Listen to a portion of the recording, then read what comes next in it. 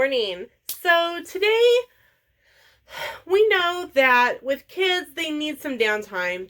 The parks are so stimulating. The parks have so much going on.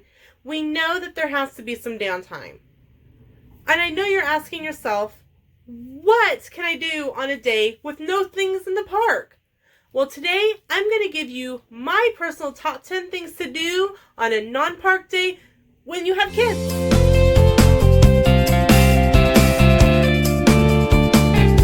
Alright, so we know that going to the theme parks is the main reason why we're going to Walt Disney World. But when you've got kids, you have to have some downtime. So here are my top 10 things that I think would make for great things to do on a non-park day with kids. So my number one is do a character meal. Now, just because you're not in the parks doesn't mean you can't do a character meal. There are character meals all over Walt Disney World that are not in the parks. And my top ones are Cape May Cafe for breakfast. There is Chef Mickey's at the Contemporary for breakfast, lunch, and dinner. Oh, Cape May Cafe is at the Beach Club. It is a table service, but the character meal is only at breakfast. The Bon Voyage breakfast at the Boardwalk. And the 1900 Park Fair breakfast is the supercalifragilistic breakfast. And the dinner is the Cinderella and Prince Charming at the Grand Floridian. Those are great options on a non-park day to still get in some character times, especially for some of those, because they don't appear in the parks. But my absolute favorite for a character meal that's not in the park is Ohana at Disney's Polynesian Resort. You get to meet Lilo and Stitch. Lilo does not meet in the parks, and Stitch's meet and greet is kind of a seasonal thing, especially because the ride is no longer there. And you also get to meet Hawaiian Mickey and Pluto. So that is actually my number one outside of the park. My number two is swimming at the resort and playing in the arcade. Now, something to note is that the arcade games do cost money. There is a card that you can get in the arcade, and you can fill it, and you can use it. If you don't use it all, you can bring it back for your next trip. Something to note is if for any reason the main pool is down, they will have arcade games for free, and so you don't have to pay. It makes for a great time, especially on a stormy day, to just kind of let the kids loose in the arcade. My favorite part of the arcade, however, is the massage chairs for adults and for kids if your kids like them. Sam and I usually spend at least about a half an hour at the end of the day in a massage chair, and it really does make a difference and really makes for a great trip. Number three kind of goes along with number two in enjoying the resort activities. Each resort has its own lists of itineraried activities that go on each day for the resort. Now, just because you're not staying at a resort does not mean you can't participate in the resort activities. Some things like the Campfire at Fort Wilderness you can do even if you're not staying at Fort Wilderness. You can still go over and roast s'mores and even meet Chip and Dale at the Campfire at Fort Wilderness. So some things are resort guests only. So if you go to a resort, make sure to talk to the front desk about what you can and can't participate in. The Lego store at Disney Springs is a great option for a no-park day. Disney Springs in and of itself, but since a lot of it's shopping, this is actually something that's free to do. Outside of the Lego store, they have big bins of Legos that you can play in and create cars and race them. Excuse me, my allergies are really bothering me. And it's just a great activity, and the kids love to play in Legos for hours, so it really can take some time out of your day to just spend some at the Lego store. Now, you don't have to necessarily buy anything, but you never know when Grandma or Grandpa is going to give them some money to spend. The Lego store is a great place to spend that money, especially if they're not huge Disney kids. The fifth thing to do on a non-park day that's on my list is miniature golf. Disney has 2 miniature golfs, Fantasia Gardens and WinterSummerland, and each of those 2 courses have 2 courses inside of them. So there's technically 4 courses for miniature golf. Now, something I will note is that Fantasia Gardens is a little bit harder than WinterSummerland, so if your kids aren't great at Pet or this may be their first experience, you may want to start with WinterSummerland. I will link to those in the description below.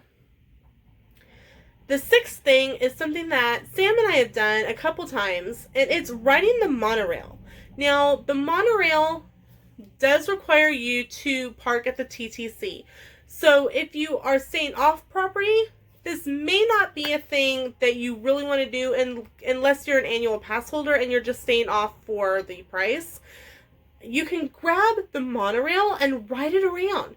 Enjoy the deluxe resorts as you go. Maybe stop, check out Basin at the Grand Floridian and do a hand scrub. They have some that you can try. I always end up buying something at Basin because I love the hand scrubs. My hands feel so soft afterwards. Then after you do the deluxe route, jump off at the TTC and go ride the Epcot loop. You'll get to go around the we call it the golf ball, and just check out, the parks as you ride around, and go back to the TTC and jump off, spend the day, maybe grab something to eat back at the deluxe resorts. It makes for a great time, and kids really love riding the monorail.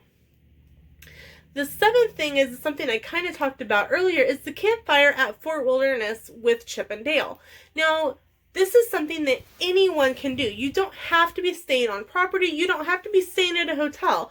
You can be someone who lives local and you decide you want to go to Fort Wilderness and roast some s'mores. It is the only way that I know of, unless you catch them at a resort, to meet a character for no charge. You can buy their s'mores kits, but there's not a whole lot to them, and they're actually pretty pricey for the cost.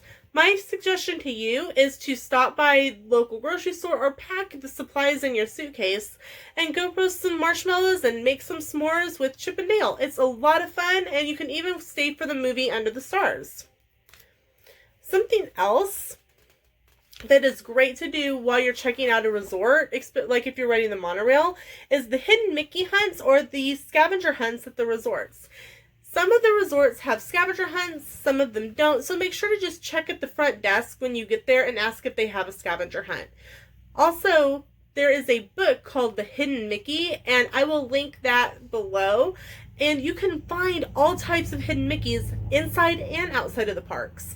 Some of the resorts will have a hidden Mickey hunt all of their own, and so when you stop by the front desk about the scavenger hunt, you can check on that as well. Just spending some time at a resort is a great way, if you aren't sure, if you're on the fence, you don't know if your kids would like it, it's a great way to just relax and check out some other resorts. And Disney wants you to go to those resorts because they know that if you fall in love with them, that you're probably going to end up staying there. Number 9 is another transportation one. It's riding the friendship boats. And those run from Hollywood Studios to Epcot and back, and they make a stop at the Swan and Dolphin, the Yacht and Beach Club, and the Boardwalk. So if you're deciding that you want to go check out some of the other resorts that are on the Epcot loop, you can just park at one of the parks, or sometimes, depending on the year, you can park at Boardwalk and explore the Boardwalk, catch the boats, and enjoy some time there. My 10th one, before I get into a couple of honorable mentions, is the horse-drawn carriage rides at Riverside and at Fort Wilderness. These do cost, so if you're looking for things that are free, this one is probably not going to be on your alley. And as the prices do change, I'm not going to mention the current prices, but I will link in the description below so that you can contact and find out from Disney what the cost is going to be for your trip. 2 honorable mentions. Number 11 is the kitchen sink at Beaches and Cream. Currently, as of this video, Beaches and Cream is going under some refurbishment, so it's really hard to get reservations. I do know that they have a alternative location during the refurbishment, but I don't know if they'll still be serving the kitchen sink. If you don't know, the kitchen sink is literally that. It's ice cream and full cans of whipped topping and sauce, and it takes, I promise you, more than 2 people to eat it, and it's just insane of how much food there is. I know Sam and I together could not conquer it. I will link to the description below about the kitchen sink.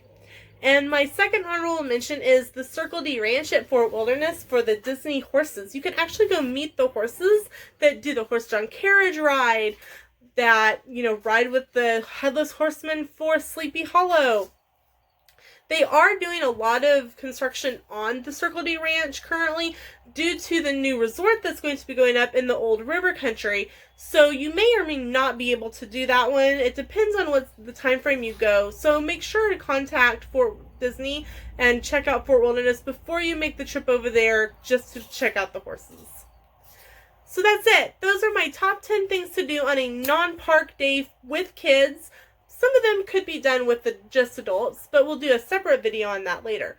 Tell me what you think. Do you like the things that I picked? If you don't, what would you do instead? Comment below and tell me what your thoughts are. So with that, we're going to end this video. Make sure to like and subscribe. Hit the bell so that you get all the notifications. I'm on Instagram, Facebook, and Twitter. We'll see you in the theme park.